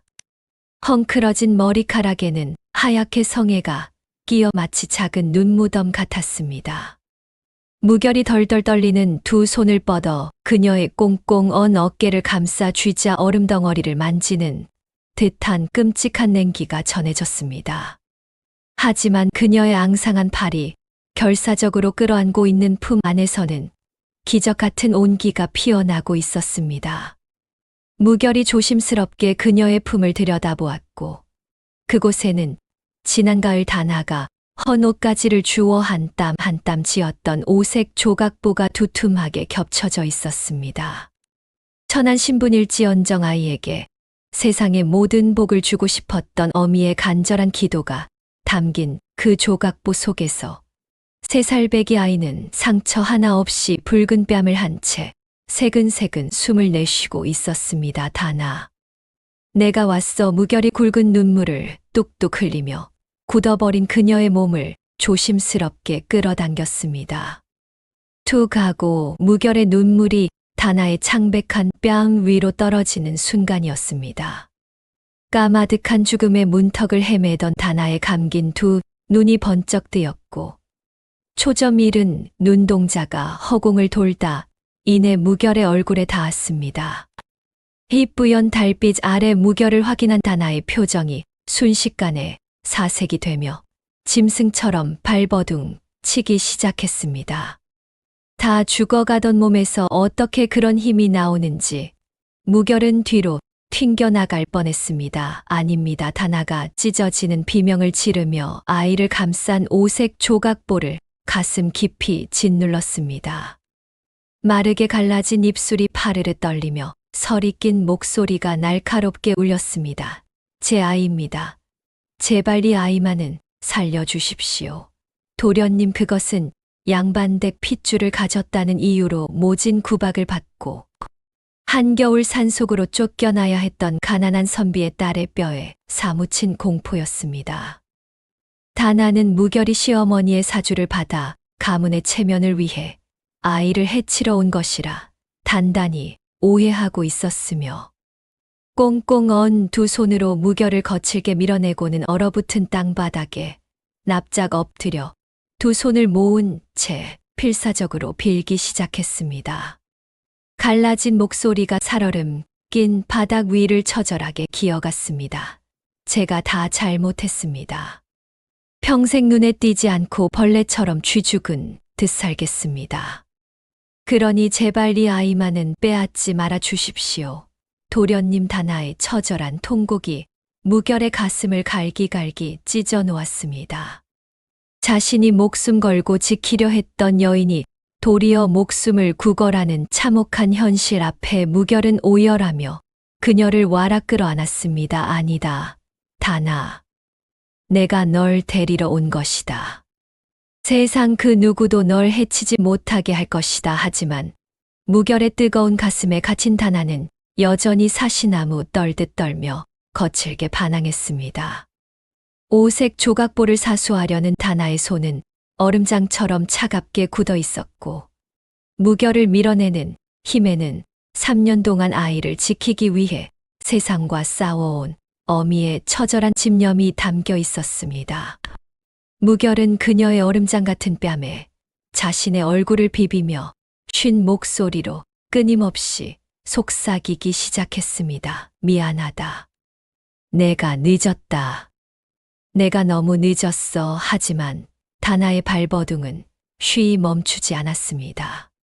3년이라는 세월 동안 이 여인의 세상에는 오직 핍박과 추위와 곤주림뿐이었습니다.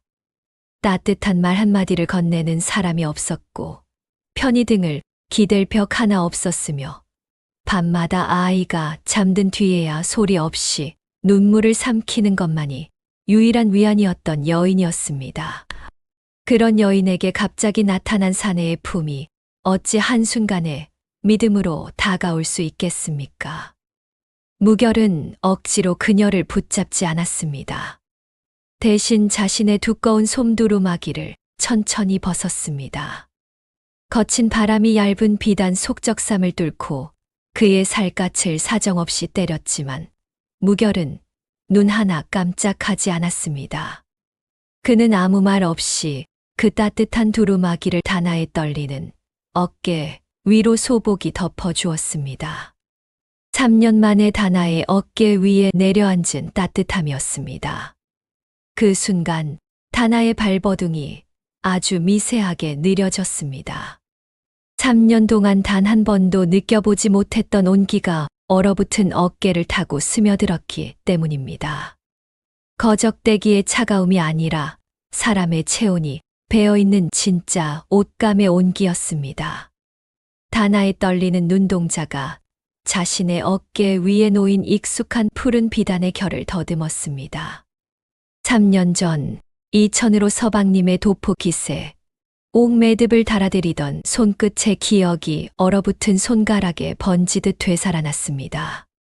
다나의 두 눈에서 뜨거운 눈물이 왈칵 쏟아져 내렸습니다. 무결은 흐느끼는 다나의 앞에 무릎을 꿇었습니다. 장터에서 구한 가장 비싼 비단보다 더 귀하게 아내의 손을 두 손으로 감싸주며 소리 없이 눈물을 흘렸습니다. 이제 괜찮다, 다나. 맹세컨대 내 모든 것을 바쳐서라도 너와 이 아이를 지킬 것이다. 자신을 옥죄는 것이 폭력이 아니라 목숨을 내던질 만큼 간절한 사랑임을 깨달은 다나의 팽팽했던 앙상한 어깨가 와르르 무너져 내렸습니다. 3년 동안 이를 악물고 버텨온 한이 장터에서 밟히고 쫓겨나면서도 삼켜야 했던 서러움이 아이의 밥 한 끼를 위해 쓰레기를 줍던 수천 번의 굴욕이 한꺼번에 터져 나오며 그녀의 입에서 피 맺힌 울부짖음이 폭포수처럼 쏟아졌습니다. 도련님, 도련님 다나는 무결의 넓은 품에 안겨 오색 조각보 속의 아이를 단단히 품은 채 목 놓아 울부짖었습니다.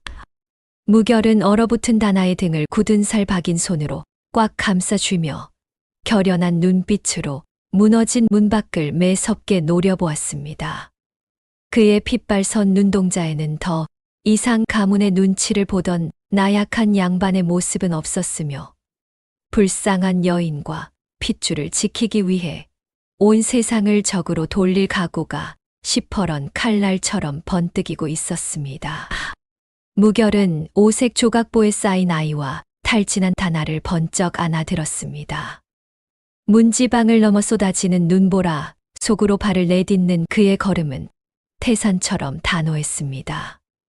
하지만 짐승의 울음소리처럼 산등성을 타고 내려오는 삭풍은 매섭기 짝이 없었습니다.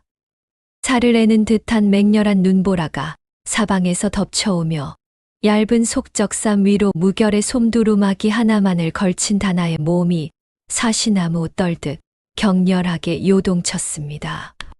거센 바람이 오색 조각보 사이로 흉포하게 파고들며 아이의 가냘픈 숨소리마저 앗아가려 하자 무결은 도저히 이 참혹한 폭설을 맨몸으로 뚫고 험한 산길을 내려갈 수 없음을 직감했습니다. 그는 이를 꽉 악물고 황급히 몸을 돌려 반쯤 무너져 내린 움막의 좁은 처마 밑으로 다시 걸음을 옮겼으며 품에 안은 다나와 아이가 찬바람에 조금이라도 닿지 않도록 자신의 넓은 등으로 바람막이를 자처하며 깊숙이 웅크렸습니다. 어두컴컴한 처마 밑에서 얼어붙은 다나의 창백한 얼굴을 내려다보던 무결의 붉어진 눈시울에서 기어이 뜨거운 눈물이 왈칵 쏟아져 내렸습니다. 가난한 선비의 딸이라는 이유로 시어머니에게 사람 취급조차 받지 못하던 가녀린 여인이 싸늘한 주검이 되기 직전의 참혹한 모습으로 안겨 있었기 때문입니다. 뚝뚝 떨어지는 사내의 굵은 눈물방울이 다나의 차갑게 굳어버린 뺨 위로 흘러내리며 피부를 뜨겁게 적셨고 무결은 억눌린 울음을 토해내며 갈라진 입술을 달싹였습니다. 내가 미친 놈이요. 내가 죽일 놈이요. 다나, 제발 나를 용서해 주시오. 그의 목소리는 참담한 죄책감과 회한으로 갈기갈기 찢겨 거친 쇳소리를 내고 있었으며 온몸의 뼈마디가 바스러지는 듯한 고통 속에서도 다나는 힘겹게 실눈을 뜨고는 핏기 없는 입술을 미세하게 달싹여 무결을 안심시키려 애를 썼습니다. 다나의 굳은 살 박인 손가락이 무결의 손등을 더듬듯 스치자 무결은 그 손을 두 손으로 감싸쥐며 제 가슴에 갖다 대었습니다. 3년의 세월이 만들어 낸 상처투성이 손마디에서 전해지는 형언할 수 없는 고통의 무게에 그의 넓은 어깨가 겨울나무처럼 파르르 떨렸습니다. 무결은 오열하는 와중에도 아이의 체온이 단 한 줌이라도 날아갈세라 아이를 감싼 낡은 오색 조각보를 자신의 널찍한 가슴 쪽으로 바짝 끌어안았습니다.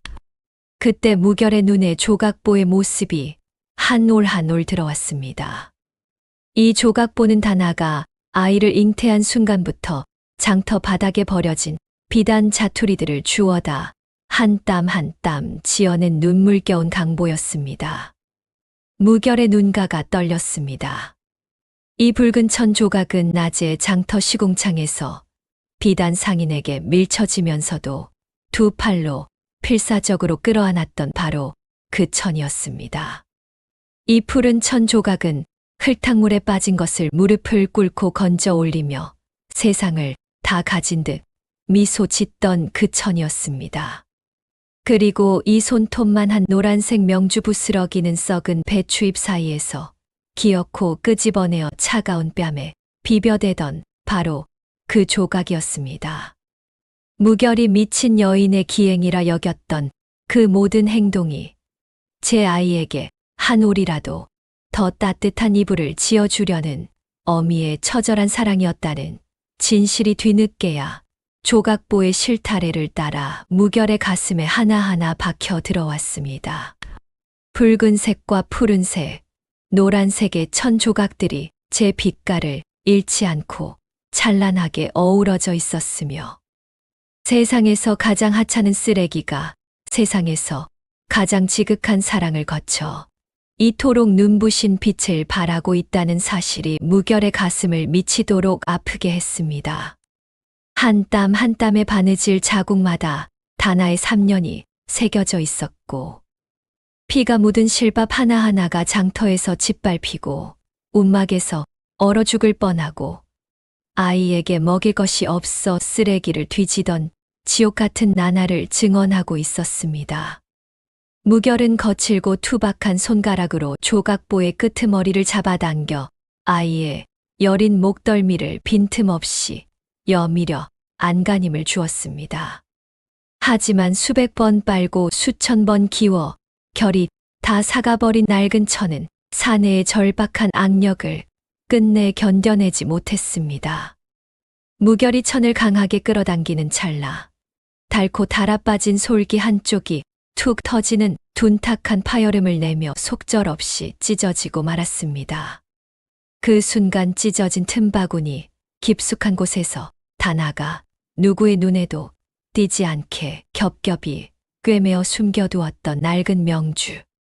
헝겊 뭉치 하나가 허공을 가르며 떨어져 내렸습니다. 챙그랑 거칠게 몰아치는 눈보라의 굉음을 일순간에 예리하게 베어버리듯 영롱하고 맑은 옥구슬이 꽁꽁 언 돌멩이와 부딪히는 소리가 좁은 처마 밑의 공기를 날카롭게 갈랐습니다.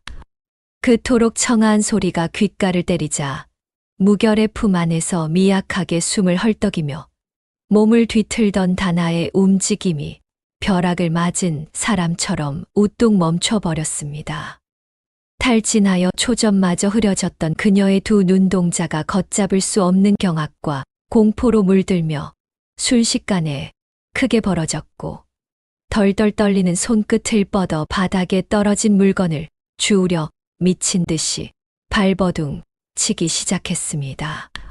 숨 막히는 정적이 흐르는 가운데 무결의 시선 역시 천천히 다나의 다급한 손길을 따라 눈 섞인 흙바닥으로 향했습니다. 얼어붙은 흙바닥 위를 뒹굴던 낡고 때탄 명주 헝겊이 충격으로 스르르 벗겨지며 그 속에서 푸른빛을 찬란하게 뿜어내는 물건 하나가 달빛을 받으며 자태를 드러냈습니다. 흙먼지와 진눈깨비가 뒤엉킨 누추한 바닥과는 도저히 어울리지 않는 눈이 시리도록 영롱한 광채였습니다. 무결의 턱이 파르르 떨리며 굳게 다물었던 입술 사이로 거친 숨소리가 터져 나왔습니다. 무결의 떨리는 손이 차가운 흙바닥 위를 더듬어 그것을 조심스레 집어들었습니다. 부서진 처마 틈새로 새어들어온 창백한 달빛이 무결의 손바닥 위를 비추자 그의 동공이 찢어질 듯 팽창했습니다. 그것은 다름 아닌 무결의 어머니 팽씨 부인이 가문의 목숨과도 같다며 평생을 애지중지하던 물건이자 다나가 그것을 훔쳐 달아났다고 길길이 날뛰며 며느리를 엄동설 안에 내쫓았던 바로 그 갑오, 연꽃 옷가락지였습니다. 무결은 숨을 쉬는 것조차 잊은 채 가락지를 두 손으로 감싸 쥐었습니다. 달빛을 받아 서늘한 푸른 빛을 뿜어내는 그 매끈한 옥의 감촉은 어린 시절 할머니의 손가락 위에서 보았던 바로 그 촉감이었습니다. 대대로 백운가게 안주인만이 낄 수 있다는 연꽃 옷가락지. 이것을 다나가 훔쳐 달아났다는 것이 어머니의 증언이었고 그 말 한마디에 무결은 3년이라는 세월을 아내를 도둑으로 여기며 살아왔습니다. 그런데 어찌하여 이것이 도둑이 숨겨둘 법한 안전한 곳이 아니라 아이의 조각보 가장 깊숙한 곳에 정성스레 꿰매어져 있었단 말입니까? 무결의 목구멍 깊은 곳에서 짐승의 울음 같은 소리가 치밀어 올랐습니다. 이것이 어찌하여 내 품에서 나오는 것이냐. 무결의 목소리는 이미 형체를 알아볼 수 없을 만큼 갈라져 있었고, 가락지를 쥔 손등에는 시퍼런 핏대가 터질 듯 솟아올랐습니다. 놀라움과 경악의 말을 잇지 못하는 무결 앞에서 다나는 더 이상 숨길 수 없음을 깨달은 듯 고개를 푹 숙이고는 피를 토하는 듯한 목소리로 입을 열었습니다. 서방님, 용서하셔요. 그 한마디를 꺼내기까지 다나의 입술은 한참을 파르르 떨어야 했습니다. 3년 동안 그 누구에게도 하지 못했던 말이었기 때문입니다. 쫓겨나던 밤에도, 장터에서 밟히던 낮에도, 움막에서 아이를 안고 얼어 죽을 뻔한 밤에도 다나는 이 이야기를 꺼내지 못했습니다. 입을 여는 순간 모든 것이 무너질까 두려웠기 때문입니다. 하지만 가락지가 세상 밖으로 나와버린 지금 더 이상 숨길 곳은 없었습니다. 그날 어머님의 모진 꾸짖음을 견디지 못하고 쫓겨나 거리를 헤매던 어느 날이었습니다. 다나는 눈을 감았습니다. 3년 전 그 겨울밤의 기억이 얼어붙은 흙바닥처럼 차갑게 되살아났습니다. 맨발로 쫓겨난 첫 번째 밤을 넘기고, 두 번째 밤을 넘기고, 사흘째 되던 날 다나는 정주 저작거리 끄트머리를 기어가듯 헤매고 있었습니다. 배 속의 아이가 걷잡을 수 없이 발길질을 해대었지만 입에 넣을 것이라곤 길바닥에 떨어진 엿부스러기 하나뿐이었습니다. 그때 좁은 골목 안쪽에서 흘러나오는 노란 불빛에 이끌려 고개를 돌렸고, 전당포 늙은이의 진열장 구석에서 익숙한 푸른빛이 다나의 눈을 사로잡았습니다. 먼지 쌓인 유리 너머로 보이는 그것은 시어머니의 연꽃 가락지였습니다. 처음에는 제 눈을 의심했습니다. 다나의 목소리가 가늘게 떨렸습니다. 어머님께서 제가 훔쳐 달아났다고 하셨으니 그 가락지는 제가 가지고 있어야 마땅한 것이었습니다. 그런데 그것이 전당포 진열장 안에 놓여 있었습니다. 그 순간 모든 것을 알았습니다. 어머님께서 직접 가락지를 전당포에 넘기시고는 그 죄를 저에게 뒤집어 씌우셨다는 것을요. 무결의 두 주먹이 부르르 떨렸습니다. 다나는 눈을 뜨지 않은 채 말을 이었습니다. 분하고 억울하여 그 자리에서 주저앉아 울고 싶었습니다. 전당포 앞 차가운 돌계단에 앉아 하루 종일 가락지만 바라보았습니다. 당장 뛰어들어가 이것이 시어머니의 것이라고, 저는 도둑이 아니라고 소리치고 싶었습니다. 다나의 갈라진 입술 사이로 쓴웃음이 새어 나왔습니다. 하지만 그럴 수 없었습니다. 서방님, 어찌하여? 무결이 피 맺힌 목소리로 물었습니다. 가문의 명예가 실추될까 두려웠습니다. 다나가 천천히 눈을 떴습니다. 초점 잃은 눈동자에는 3년 전 전당포 앞에서 혼자 삼킨 눈물의 잔상이 아직도 서려 있었습니다. 서방님께서 청나라에서 돌아오셨을 때 어머님이 노른빛의 갑오를 팔았다는 소문이 정주 팔도에 퍼지면 어찌 되겠습니까? 백운각의 대행수가 제 어미의 추한 행실로 손가락질을 받게 되면 서방님의 장사에도 먹칠이 되고 가문의 체면도 땅에 떨어질 것이었습니다. 차라리 도둑은 이미 쫓겨난 제가 되는 편이 나았습니다. 제가 평생 도둑으로 남으면 서방님의 가문은 지킬 수 있으니까요. 무결은 고개를 돌렸습니다. 이 이야기를 들으며 다나의 얼굴을 마주볼 수가 없었습니다.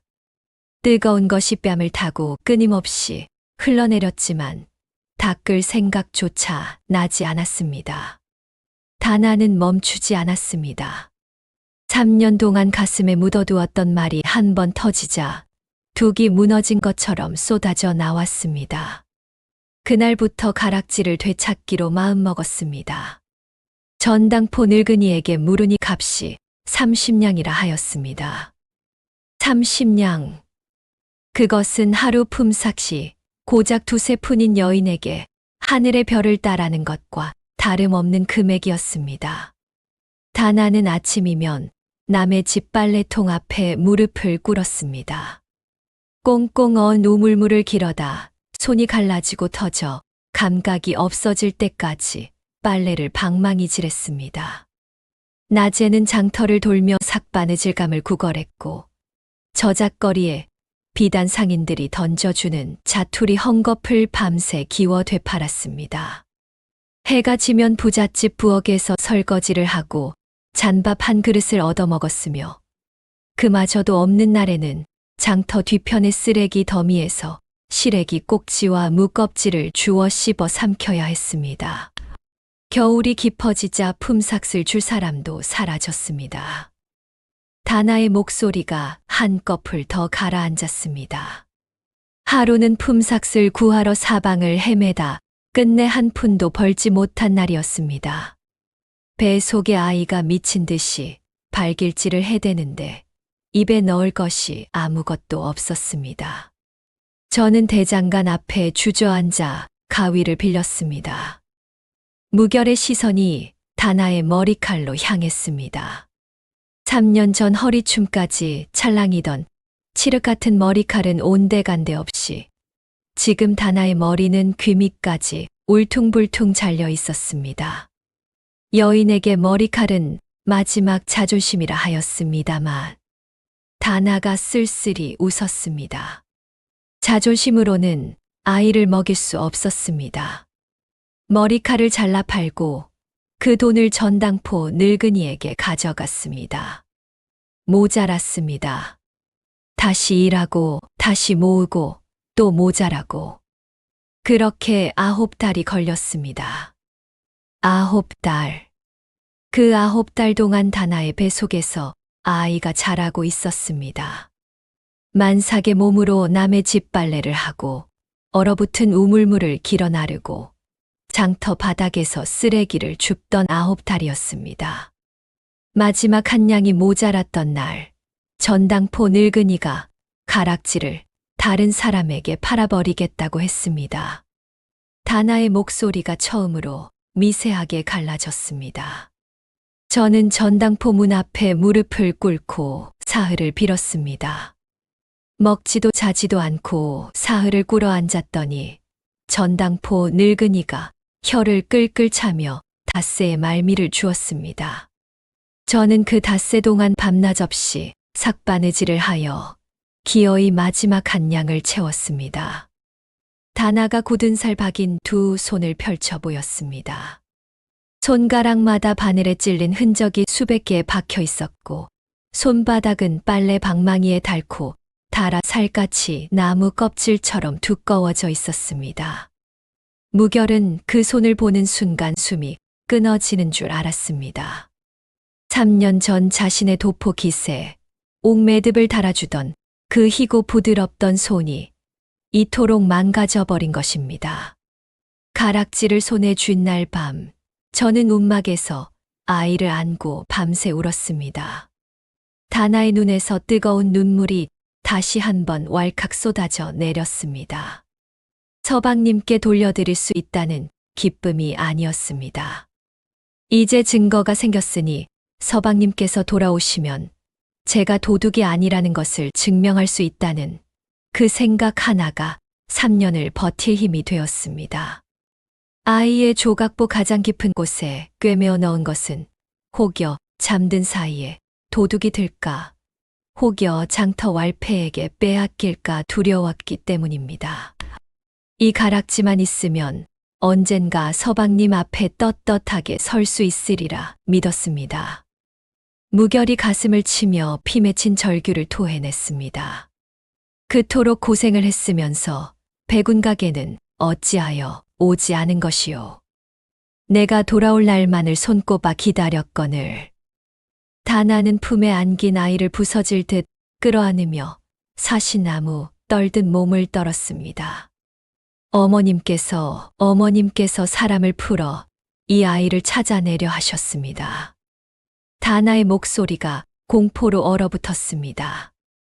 백운각 주변에는 이미 어머님이 매수한 험악한 월패들이 진을 치고 있었고, 제가 그곳에 나타나면 서방님을 뵙기도 전에 이 어린 목숨이 무참히 위태로워질 판이었습니다.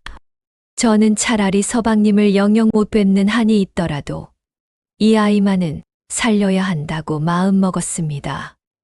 시어머니가 후환을 없애고자 아이마저 해칠까 두려웠던 다나는 끝내 백운각에 나타나지 못한 채 아무도 찾지 않는 산속 움막으로 쥐새끼처럼 숨어들었습니다.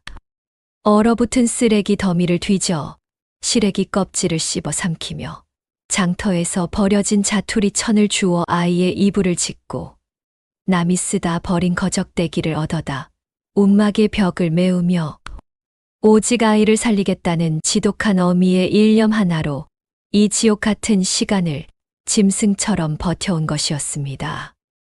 고백이 끝나자 처마 밑에는 눈보라 소리만이 스산하게 맴돌았습니다.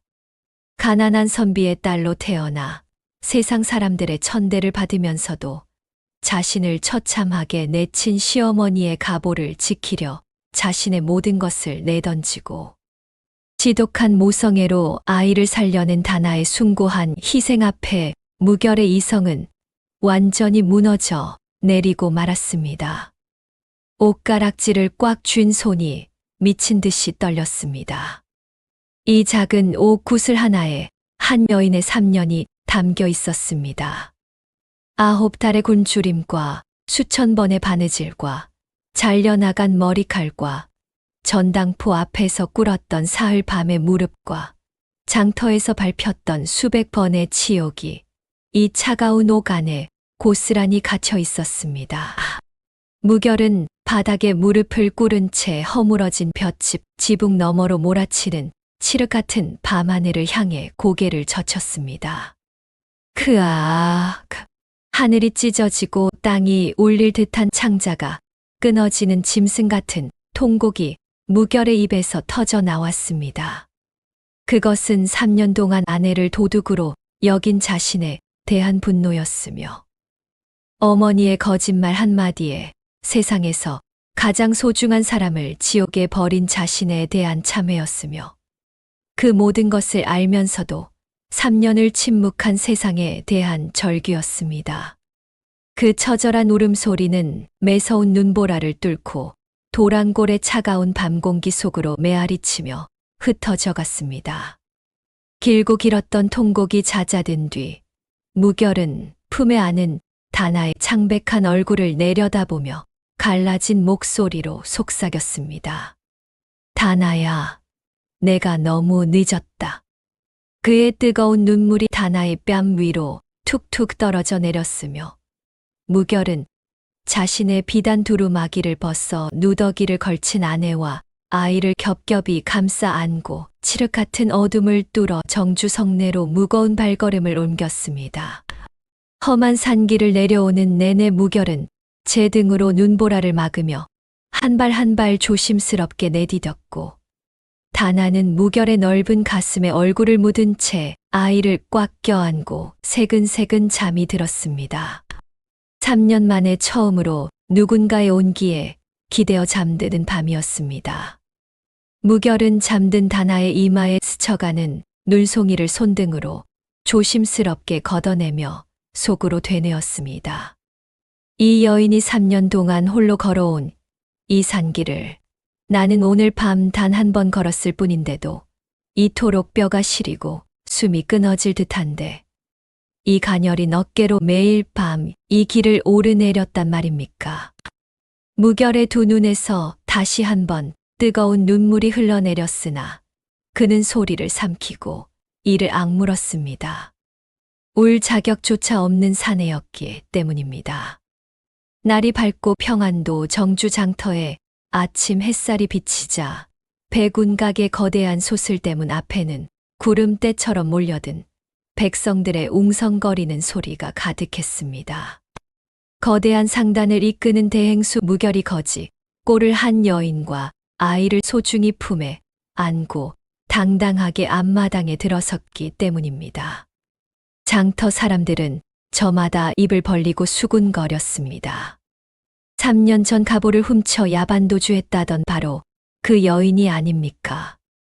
비단 장수 주인은 자기가 밀쳤던 거지 여인을 알아보고 슬그머니 뒷줄로 숨었으며 장터에서 다나를 거렁뱅이라 비웃었던 이들은 무결의 살기 어린 눈빛에 감히 고개를 들지 못했습니다.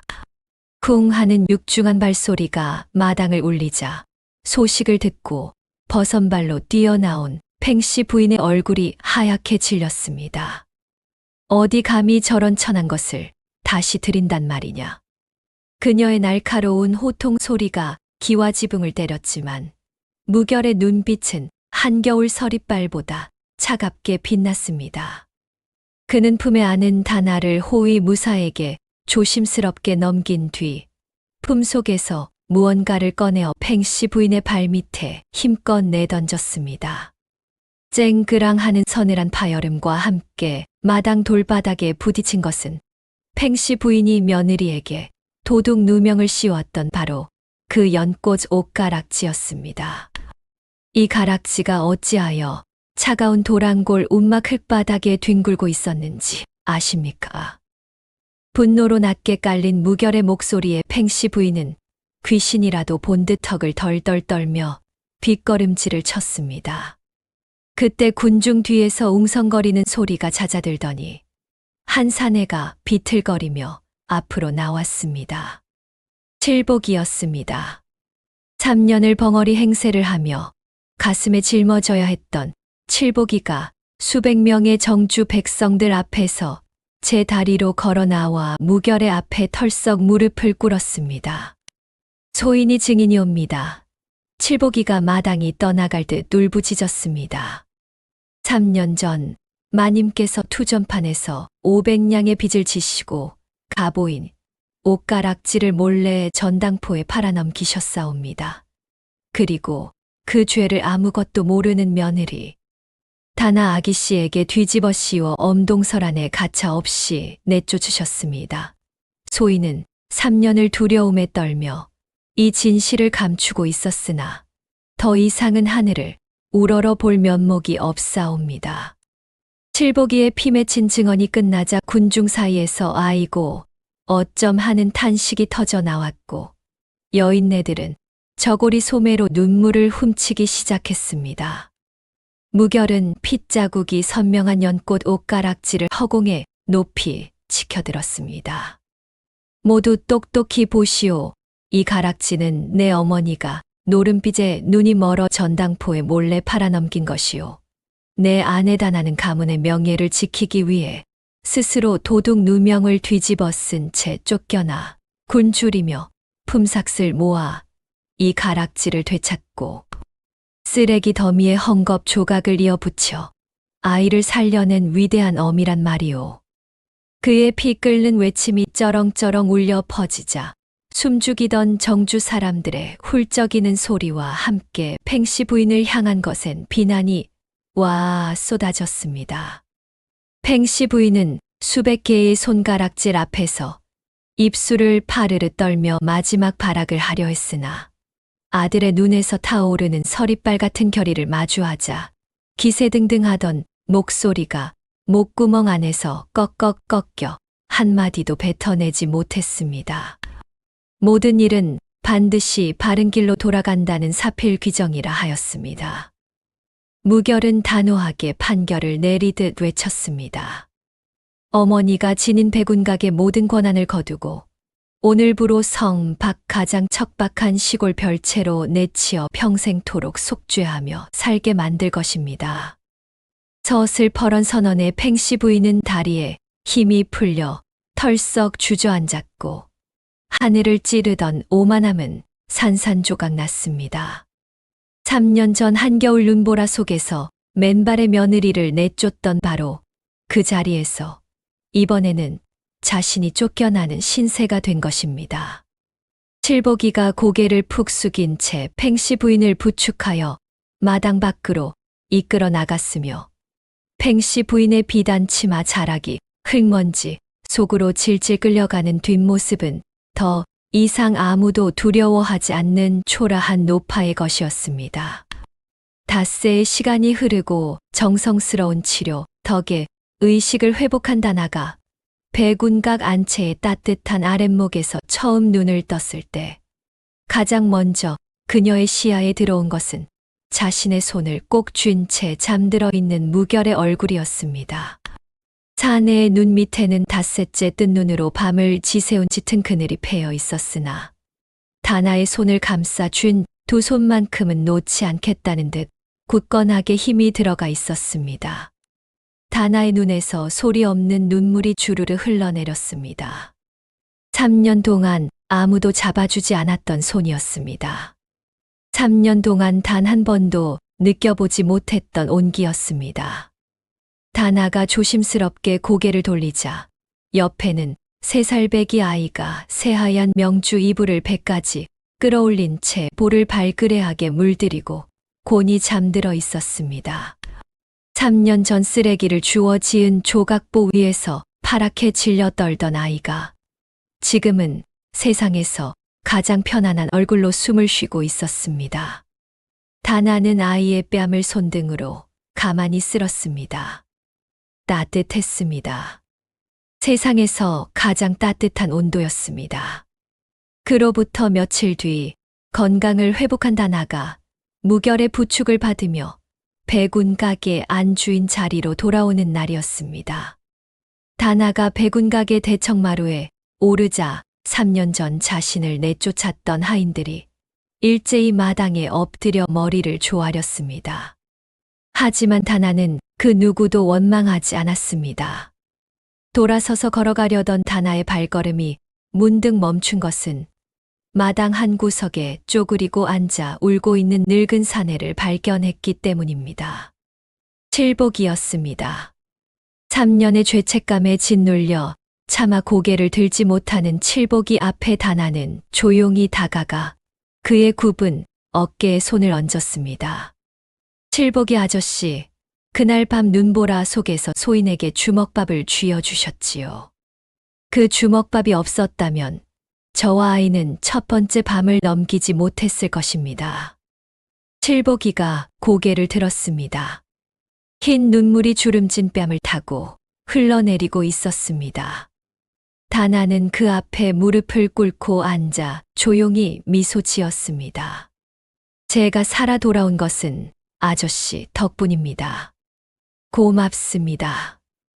그 말을 듣는 순간 칠복이의 입에서 3년 동안 삼켜왔던 통곡이 터져 나왔습니다.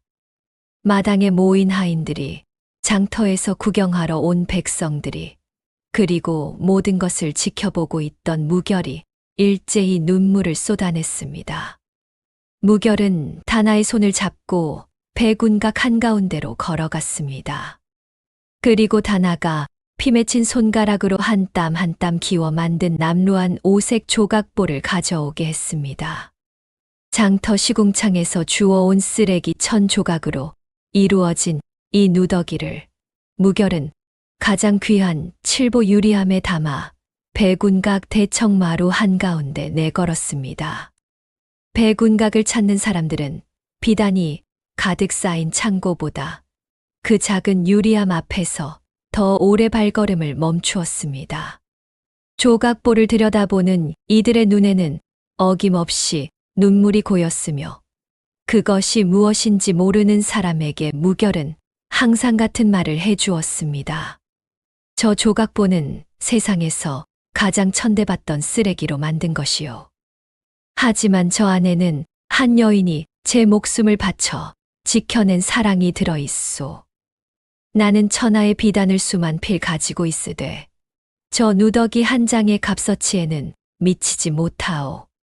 버려진 쓰레기로 취급받던 낡은 천 조각들이 지독한 사랑을 거쳐 눈부신 예술품으로 승화되었듯 그 조각보는 평안도 정주 땅에서 영원히 지워지지 않을 고귀한 희생의 상징으로 빛났습니다. 그리고 무결과 다나는 그 조각보 아래에서 다시는 서로의 손을 놓지 않겠다고 맹세하며 남은 평생을 정주에서 가장 따뜻하고 존